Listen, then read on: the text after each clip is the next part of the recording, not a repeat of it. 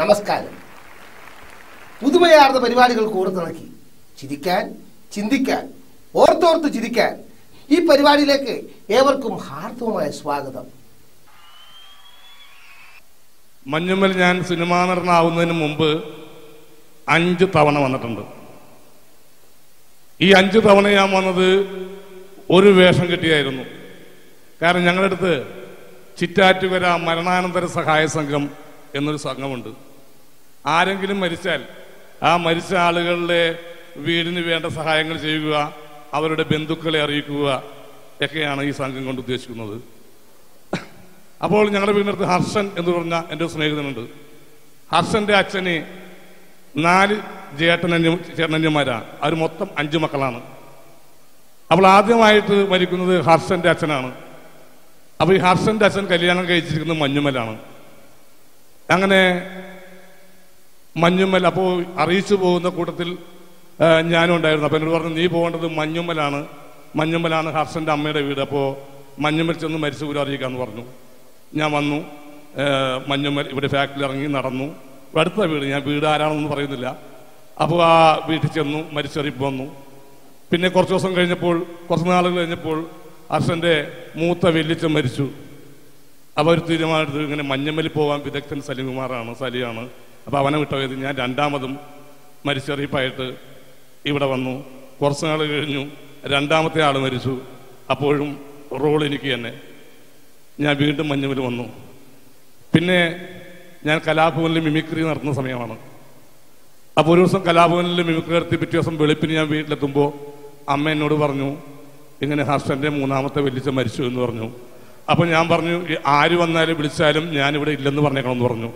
എനിക്കറിയാം മഞ്ഞമ്മൽ പോകാനുള്ള കാർഡ് എനിക്കായിരിക്കുന്നു. അങ്ങനെ എന്നെ മൂടി പോസ്റ്റ് കിടന്ന് ഉറങ്ങിയപ്പോൾ ഈ ഉറക്കത്തിൻ്റെ അടുത്ത് തന്നെ തട്ടി വിളിച്ചു ഒരാൾ. അപ്പോൾ ഈ മരണസംഘത്തിലെ പത്മിനി എന്ന് പറഞ്ഞ സെക്രട്ടറിയാണ്. നീ എന്ത് പരിപാടിയാണ് കാണിക്കുന്നത്? നാട്ടിലൊരാൾ മരിച്ചിട്ട് നമ്മളൊക്കെ സഹായിക്കാനുള്ള മരിച്ചോളൊക്കെ സഹായിക്കാൻ പറ്റുമോ? നീ ഒരു കാര്യം ചെയ്യണം, എത്രയും പെട്ടെന്ന് മഞ്ഞമ്മ പോകണം മരിച്ചറിയിപ്പായിട്ട്. അങ്ങനെ ഞാൻ വറക്കുന്ന കൈകളുമായിട്ട് മഞ്ഞമ്മ ചെന്ന് കയറി ലിസ്റ്റ് കൊടുത്തപ്പോൾ അയാളുടെ കണ്ണങ്ങട് ചുവന്നു. ഇയാളുടെ വരവ് കണ്ടപ്പോഴേ ഞാൻ വിചാരിച്ച് ആരെങ്കിലും കൊന്നിട്ടായിക്കുള്ളൂ ഇയാൾ വന്നെന്ന്. അപ്പം അദ്ദേഹത്തിൻ്റെ കൺമുമ്പിൽ ഞാനാണ് ആ മനുഷ്യനെ കൊന്നെന്നുള്ളതാ. വർഷങ്ങൾ കഴിഞ്ഞു, ഞാൻ സിനിമാ നടനായി. ഞാൻ മെക്കാട്ടൻ ചേട്ടൻ്റെ വീട്ടിൽ കയറിയ വഴിക്ക് തോന്നി ഒന്ന് ആ വീട്ടിൽ കയറി. കാരണം ഒരു സിനിമാ നടനായി എന്നൊക്കെ അറിയിക്കാനുള്ള ഒരു ജാട ഒന്ന് കാണിച്ചേക്കാൻ വരുമ്പോൾ ഞാനിപ്പോൾ ഒരു സിനിമാ നടനൊക്കെ കാണിക്കാൻ വേണ്ടി ഞാൻ നേരെ ആ വീട്ടിൽ ചെന്നു. അപ്പോൾ ആ ചേട്ടൻ ചോദിച്ചു, അറിയോ?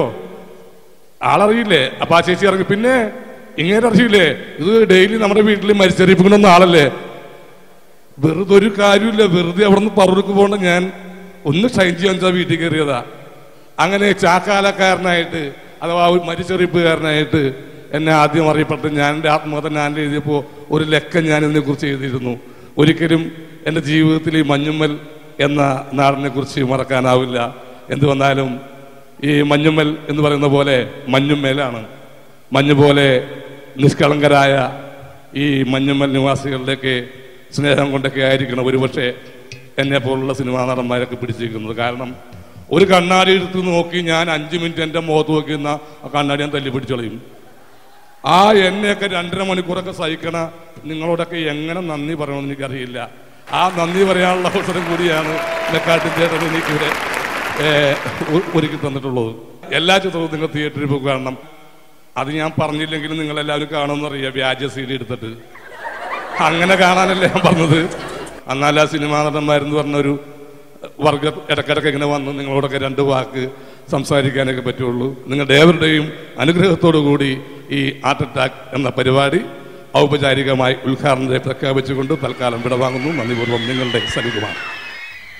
സ്നേഹിക്കാൻ മാത്രം അറിയാവുന്ന മഞ്ഞുമ്മൽ നിവാസികൾക്ക് എൻ്റെ ഹൃദയം നിറഞ്ഞ ആശംസകൾ. ഇത്രയും നല്ലൊരു ചടങ്ങിന് എന്നെ ക്ഷണിച്ചതിനും മെക്കാട്ടിൻ ചേട്ടനും എൻ്റെ നന്ദി ഞാൻ അറിയിക്കുകയാണ്. എനിക്ക് സത്യം പറഞ്ഞിട്ടുണ്ടെങ്കിൽ ഈ പ്രസംഗവും കാര്യങ്ങളൊന്നും വലിയ പരിചയമില്ല കേട്ടോ. ഇവിടെ വന്ന് ഓരോരുത്തർ പ്രസംഗിച്ചവർ വാക്കുകൾക്ക് പഞ്ഞമില്ലാത്ത വ്യക്തികളാണ്. പക്ഷെ എന്നെ സംബന്ധിച്ച് വാക്കുകൾക്ക് വളരെ പഞ്ഞുള്ളൊരു വ്യക്തിയാണ് ഞാൻ. അപ്പോൾ അതിൻ്റെ തെറ്റുകുറ്റങ്ങളൊക്കെ ഉണ്ടാവും, ക്ഷമിക്കുക. ഇപ്പോൾ ഞാൻ ഈ വളരെ അധികപരമായിട്ടൊന്നും സംസാരിക്കുന്നില്ല. പക്ഷേ ഇങ്ങോട്ട് വന്ന സമയത്ത് ഉണ്ടായ ഒരു രസകരമായ ഒരു സംഭവം ഞാൻ പറയുകയാണ്. കാരണം അതെനിക്ക് ചിലപ്പോൾ ജീവിതത്തിൽ ഒരിക്കലും മറക്കാൻ പറ്റില്ല. നിങ്ങൾക്ക് തമാശയായിരിക്കും, എനിക്കതൊരു തമാശയല്ല കേട്ടോ, പറഞ്ഞുതരാം. എൻ്റെ മൊബൈൽ ഫോണിലേക്ക് എപ്പോഴും ഈ 0496 എന്ന് പറയുന്ന നമ്പറിൽ നിന്ന്, ഇത് മറ്റേ കോഴിക്കോട് മലപ്പുറം സൈഡ്, എപ്പോഴും ഫോൺ വരും. ഇപ്പോൾ ഞാൻ അതെ ഒരു ദിവസം കുട്ടി എന്നെ വിളിച്ചപ്പോൾ ഞാൻ ചോദിച്ചത് എവിടെ നിന്ന് എൻ്റെ നമ്പർ കിട്ടിയത്? അപ്പോൾ പറഞ്ഞു നിങ്ങൾ അവിടെ ഒരു ഫംഗ്ഷൻ വന്നില്ലേ, അവിടെ വന്നു കഴിഞ്ഞപ്പോഴത്തേക്കും ഞങ്ങളുടെ നോട്ടീസ് ബോർഡിൽ എഴുതിയിട്ടുണ്ട് ഇതാണ് ജയസൂര്യൻ്റെ നമ്പർ, ആർക്ക് വേണമെങ്കിലും എഴുതിയെടുക്കാം എന്നും പറഞ്ഞ് ഒരു സംഭവം ഉണ്ടായി. പിന്നെ തൊട്ട് 0496 വന്നു. സത്യം പറയാം, ഞാൻ പിന്നെ ഫോൺ എടുക്കാറില്ല. ഇന്ന് ഇങ്ങോട്ട് വരുന്ന സമയത്ത് 0497 എന്നൊരു കോൾ ഇങ്ങനെ വന്നുകൊണ്ടിരിക്കുക. അപ്പോൾ ഞാൻ കട്ട് ചെയ്തു, പിന്നെ കട്ട് ചെയ്തു, ഇങ്ങനെ 2-3 തവണ കട്ട് ചെയ്ത് കഴിഞ്ഞപ്പോഴത്തേക്കും ഞാൻ പിന്നെ വിചാരിച്ചു ദൈവം വല്ല ഡയറക്ടറോ പ്രൊഡ്യൂസറോ വല്ല ആണെങ്കിൽ വെറുതെ ചാൻസ് പോകണ്ടല്ലോ എന്ന് വിചാരിച്ചിട്ട് ഞാൻ ഫോൺ എടുത്തു. ഞാൻ ഹലോ, നിങ്ങൾ എന്ത് പണിയാണ് കാണിക്കണേ, നിങ്ങൾ എത്ര നേരം ഞാൻ വിളിക്കണേ? ഞാൻ പറഞ്ഞു ഇതാരത്? എൻ്റെ പേര് നിസാർ എന്നാണ്. ഞാൻ പറഞ്ഞു എന്താ നിസാറെ? നിങ്ങൾ അതിൻ്റെ ആരാധകന്മാർ നിങ്ങളെന്താ പൊട്ടനാക്കുക? എന്താ മോനെ കാര്യം എന്താ? നിങ്ങൾക്ക് ഇത് എവിടെ നിന്ന് എൻ്റെ നമ്പർ കിട്ടിയത്? എത്ര കഷ്ടപ്പെട്ടിട്ട് നിങ്ങളുടെ നമ്പർ എനിക്ക് കിട്ടിയെന്നറിയോ? ഞാൻ പറഞ്ഞു മോനെ അതാ ഞാൻ ചോദിച്ചത് എവിടെ നിന്ന് നമ്പർ കിട്ടിയത്? അത് എൻ്റെ ക്ലാസ്സിൽ എടുത്തിട്ടുണ്ട് ജബ്ബാർ, ഞാൻ കാശ് കൊടുത്ത് മേടിച്ചാ. ഞാൻ പറഞ്ഞു എൻ്റെ നമ്പർ കാശ് കൊടുത്ത് മേടിച്ചാ? അവനിപ്പോൾ എല്ലാ സിനിമാടന്മാരുടെ നമ്പറൊക്കെ കാശ് കൊടുത്ത് അവൻ തരും. മോഹൻലാലിൻ്റെ നമ്പർ 75 രൂപ മൊബൈൽ നമ്പർ, വീട്ടിലെ നമ്പറാണെങ്കിൽ 50 രൂപ. അതുപോലെ തന്നെ മമ്മൂക്കയുടെ നമ്പർ 75 രൂപ, വീട്ടിലാണെങ്കിൽ 50 രൂപ. എനിക്കിത് കേട്ടപ്പോൾ അതിശയം തോന്നി. ഞാൻ അത് ശരി, നമ്മുടെയൊക്കെ നിങ്ങളുടെ തന്നെ ഏറ്റവും വില കുറവ് 5 രൂപയ്ക്ക് എനിക്ക് കിട്ടിയിരുന്നു, അതുകൊണ്ട് ഞാൻ നിങ്ങളെ വിളിച്ചത്. നിങ്ങൾ ഫോൺ എടുക്കാതിരുന്ന എൻ്റെ 5 രൂപ പോലെയായിരുന്നു, അതുകൊണ്ട് പരാതിയാണ്. പ്രിയമുള്ള കലാസ്നേഹികളെ, ഇങ്ങനൊരു പരിപാടിക്ക് ഇവിടെ വരുവാൻ അവസരം ഉണ്ടാക്കിയതിൻ്റെ സംഘാടകർക്ക് ആദ്യമായിട്ട് ഞാൻ നന്ദി പറയുകയാണ്. കാരണം ഒരുപാട് കൊല്ലങ്ങൾക്ക് ശേഷമാണ് വളരെ അപൂർവം ഇങ്ങനെ സ്റ്റേജ് ഷോയ്ക്ക് ഇങ്ങനെ പോകുന്നത് തന്നെ. ഏതായാലും ഇങ്ങനൊരു പരിപാടിക്ക് ഇങ്ങനൊരു തുരുമ്പ് വീണ് കിട്ടിയതിന് ഞാൻ ഇതിന്റെ സംഘാടകർക്ക് നന്ദി പറയുന്നു. അതോടൊപ്പം ഈ വേദി കാണുമ്പോൾ ഞങ്ങൾക്ക് പഴയ കാലങ്ങളെ കുറിച്ച് ഓർമ്മ വന്നു പോവുകയാണ്. വർഷങ്ങൾക്ക് മുൻപ് ഞങ്ങൾ ബൈബിൾ നാടകം അവതരിപ്പിച്ചുകൊണ്ടിരിക്കുമ്പോൾ, ഏതൊരു പള്ളിയിൽ ഞങ്ങൾ ബൈബിൾ നാടകം അവതരിപ്പിച്ചുകൊണ്ടിരിക്കുമ്പോൾ ഒരു സീനിൽ വന്ന് ഒരു സീൻ്റെ അവസാനം വന്ന് പറയേണ്ട ഒരു ഡയലോഗിൽ എന്നെ കയറ്റി.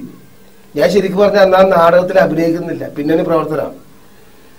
അപ്പൊ ആ നേരത്ത് കൊട്ടാരത്തിൽ വന്നിച്ച് തിരുമനസേ വരനും വധുവും വരുവാൻ നേരമായി, ചരിത്ര നാടകം. എൻ്റെ കയ്യിലപ്പോൾ വാച്ച് കിട്ടിയിട്ടുണ്ടായിരുന്നു. ഞാൻ സീനിൽ ഓടിക്കയറി ചെന്നിട്ട് ഞാൻ പറഞ്ഞു തിരുമനസേ വരനും വധുവും വരുവാൻ ടൈമായി. നിങ്ങളുടെ ഓരോരുത്തരുടെയും നിശ്ചയമായ സഹകരണവും പ്രോത്സാഹനവും ഈ 2.25 മണിക്കൂറോളം ഞങ്ങളോടൊപ്പം ഉണ്ടാകും എന്നുള്ള ആത്മവിശ്വാസത്തോടെ ഞങ്ങൾ പരിപാടിയിലേക്ക് കടക്കുകയാണ്. നിങ്ങൾക്ക് എല്ലാവർക്കും ഒരിക്കൽ കൂടെ എല്ലാ ക്ഷേമങ്ങളും നേർന്നുകൊണ്ട്, എല്ലാ ആശംസകളും നേർന്നുകൊണ്ട് ഞാൻ ചുരുക്കുന്നു. നന്ദി, നമസ്കാരം.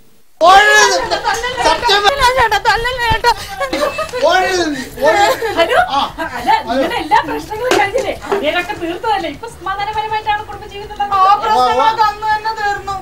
പുതിയ പ്രശ്നം കൊണ്ട് വന്നേക്കോ ചേച്ചി? എനിക്കിപ്പോ എന്നെ സംശയം 24 മണിക്കൂർ സംശയിക്കുക. എന്ത് കാരണം? ചേച്ചി എനിക്കൊരു കുട്ടിയും കൂടി ഉണ്ടായി, 2ാമത്തെ കുട്ടി. ആ കൊച്ചിന്റെ തന്തയാരെന്നുള്ള ഓട്ടത്തിലാ ഇപ്പൊ തോന്നിവാസമാണ് നിങ്ങൾ ഇപ്പൊ. 2ാമതൊരു കുട്ടി ഉണ്ടായി. ഇതിന് നിങ്ങൾക്ക് എന്താണ് ഇപ്പൊ ഇത്ര? നിങ്ങൾക്കൊരു കാര്യം മനസ്സിലായി. എന്റെ നിറം എന്തുവാ? കറുപ്പ്. ഇവിടെ നിറം എന്താ? ഇരുനിറം. ഞങ്ങളുടെ കൊച്ചിനെ കണ്ടോ നിങ്ങൾ?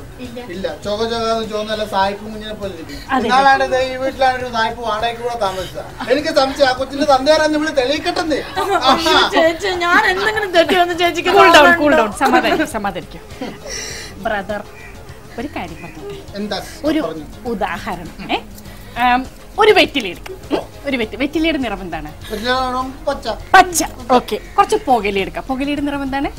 കറുപ്പ്. ഓക്കെ. കുറച്ച് അടക്കിയെടുക്കാം. അടക്കിയുടെ നിറം എന്താണ്? കാപ്പിപ്പൊടി. ബ്രൗൺ. പിന്നെ കുറച്ച് ചുണ്ണാമ്പിന്റെ നിറം എന്താ? ചുണ്ണാമ്പിന്റെ നിറം വെള്ള. Okay, very good. അപ്പൊ വെറ്റിലെടുത്തു, അതിൽ കുറച്ച് ചുണ്ണാമ്പ് വരട്ടി, പുകയില വെച്ചു, അടക്കി വെച്ചു, നമ്മളിത് ചുട്ടി താങ്കൾ ഇത് കഴിച്ചു എന്ന് സങ്കല്പിക്കാം. സങ്കല്പിച്ചല്ലോ? ഓക്കെ. ഇത് തുപ്പുകയാണെങ്കിൽ എന്ത് നിറമായിരിക്കും വരുന്നത്? ചോപ്പാണല്ലോ. സംശയമൊന്നല്ലോ. ഓക്കെ. അപ്പൊ ഇപ്പൊ നിങ്ങൾക്ക് എല്ലാ കാര്യങ്ങളും മനസ്സിലായില്ലേ? ഇപ്പൊ എല്ലാം മനസ്സിലായി. എന്റെ മനസ്സിൽ ശകലം ഡൗട്ട് ഉണ്ടായിരുന്നു, അത് ക്ലിയർ ആയി. ഈ പുകലയുടെ നിറം കറുപ്പാണെന്ന് നിങ്ങൾ പറഞ്ഞില്ലേ, അത് ഞാനാന്ന് എനിക്ക് മനസ്സിലായി. ഈ അടക്കി ഊളാന്ന് എനിക്ക് മനസ്സിലായി.